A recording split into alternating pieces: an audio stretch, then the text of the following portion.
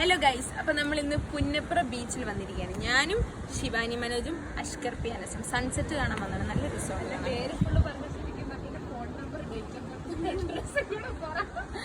അത് നിങ്ങൾ തെറ്റിദ്ധരിക്കരുത്, ഞാൻ അങ്ങനെ പറഞ്ഞ് ശീലമായി. ഇപ്പോൾ എല്ലാവരും ഞാൻ ഫുൾ നെയിമാണ് വിളിക്കുക. നിങ്ങൾക്ക് ഇങ്ങനെ ഒരു കൂട്ടുകാരിയോ കൂട്ടുകാരനോ ഉണ്ടെങ്കിൽ കമൻറ്റ് ചെയ്യും.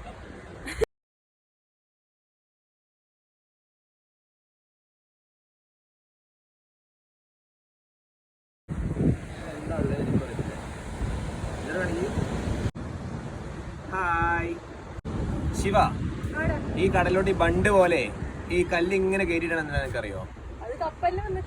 ചിലര് പറയാൻ കപ്പല് വന്നെടുക്കാനൊക്കെയാണ്. ശരിക്കും എന്താ അറിയാമോ? വലിയ തിര ഇങ്ങനെ പൊങ്ങി വരുമ്പം ആ തിരേനെ ഇങ്ങനെ ബ്രേക്ക് ചെയ്ത് ചെറിയ തിരയായിട്ട് അടുപ്പിക്കാണ്ട് കേട്ടോ. അപ്പോൾ വലിയ തിരകൾ വരുമ്പോഴത്തേക്കും അങ്ങോട്ടുള്ള നാശനഷ്ടം അറിയില്ലേ?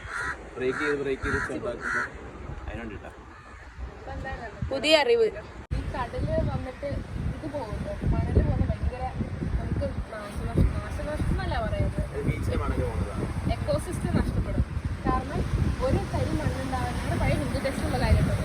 ഒരു മൗണ്ടൻ പൊട്ടി, ആ മൗണ്ടനിൽ നിന്ന് കല്ലുരുണ്ട് വരുന്ന വഴിക്ക് വെള്ളത്തിൽ വീണ് ആ വെള്ളം കാരണം ഇത്രയും ഉണ്ടാകുന്ന സ്ഥലം ചെറുതായി കുറേ മില്യൺസ് ഓഫ് ഇയേഴ്സ് ഒക്കെ ഇതാക്കുന്നു. ഇതുപോലെയാണ്. അങ്ങനെ ഇവിടെ വരുന്ന ഓരോ ഗ്രെയിൻ ഓഫ് സാൻഡിലും അറ്റ്ലീസ്റ്റ് ഒരു എത്രയോ മില്യൺ ഇയേഴ്സിന് ചിത്രമുണ്ട്. നമ്മൾ വീടുണ്ടാക്കാൻ പൊടിയെടുത്തോണ്ടോ ബിൽഡിംഗ് ഉണ്ടാക്കാൻ പൊടിയെടുത്തോണ്ടോ ഇതൊക്കെ ആക്ച്വലി നമുക്ക് ബീച്ചിൽ നഷ്ടമാണ്. ഫ്രണ്ട് അറിയില്ലേ, സാത്തുക്കുടി ഫിഗർ സ്പീക്കറിൽ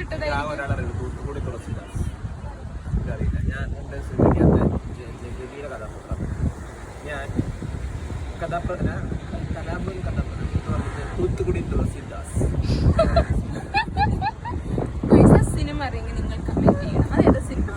അഷ്കർ പെൻസിലിനെ എല്ലാം അറിയാം, പക്ഷെ എന്താ ബാക്കി അറിയത്തില്ല. വാലും ഈ കണ്ടന്റ് ഒന്നും അറിയത്തില്ല.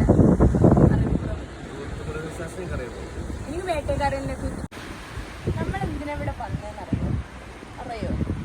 അഷ്കർ പെൻസിന് അറിയോ? എന്താ അറിയോ? ഞങ്ങൾക്ക് നാളെ എക്സാം ഉണ്ട്. ഇതുവരെ ഒന്നും പഠിച്ചില്ല, ഡാൻസ് കളിച്ചൊന്നും നടന്നു.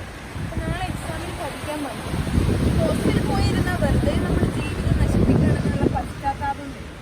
അതിനുവേണ്ടി നമ്മൾ ബീച്ചിൽ വന്നതാണ്. എങ്ങനെയെങ്കിലും സമയം കളഞ്ഞ് നാളെ എക്സാം സമയം വരെ കളഞ്ഞു. അതാണ് ഞങ്ങളുടെ ഒരു പ്രതീക്ഷ. പൊട്ടുമെന്നുള്ളതിൽ ഒരു സംശയമില്ല. പക്ഷെ ആ പൊട്ടലൊരു വല്ലാത്ത പൊട്ടൽ. പക്ഷെ ആ പൊട്ടൽ നമ്മൾ കരകയറും. അടുത്ത സെഷൻ വരുമോ, മോഡൽ എക്സാം വരുമോ?